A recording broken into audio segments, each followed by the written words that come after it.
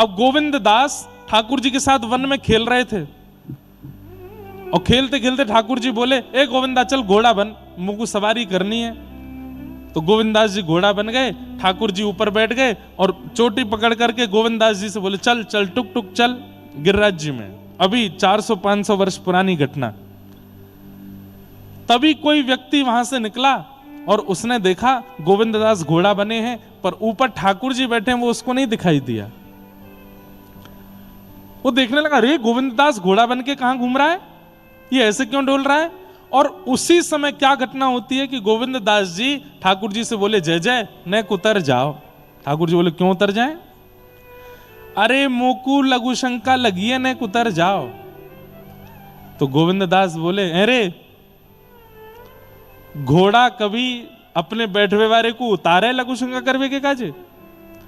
ऊपर आदमी बैठो रे, वो तो चलता लघु शंका कर ले, तो तुम मुझसे कैसे कह रहे हो? तो गोविंदास बोले, तो मतलब? बोले, तो वही मतलब है जो तू सोच रहा है। तो गोविंदास बोले, तो फिर है जाए? बोले, है जा, मुंह का तू तो घोड़ा है। तो गोविंददास जी घोड़ा बने बने ठाकुर जी बैठे हैं और लघु शंका कर गए। अब वो व्यक्ति सामने से देख रहा था, तो घोड़े देख करके तो आश्चर्यचकित ही था कि घोड़ा क्यों बने हैं।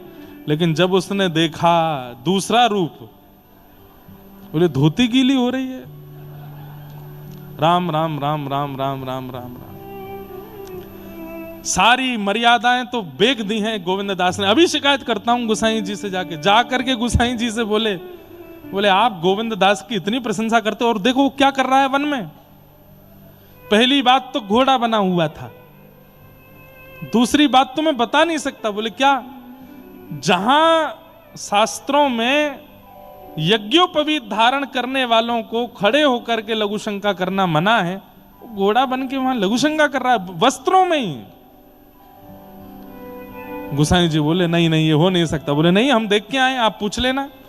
शाम को स्नान ध्यान करके वस्त्र बदल के गोविंदास जब आए तो गोसाई जी ने पूछा, क्या तुमने ऐसा किया? तो गोविंदास जी के नेत्र सजल हो गए। बोले, जय जय, वास समय में मानव नहीं था, उस समय में घोड़ा ही था। ठाकुर जी मेरे कंधा पे बैठे थे और घोड़ा भला कभी बैठे हुए को उतार के थोड़ी लघु शंका करने जाता है, इसलिए मैं तो उस भाव में था। तो गोसाई जी बोले, भाई गोविंददास की स्थिति वहां पहुंच चुकी है कि अब उस स्थिति में उस पर कोई अपराध लागू नहीं होगा, वो उस स्थिति में जा चुका है। एक और थे, उनका नाम मुझे स्मरण में नहीं है,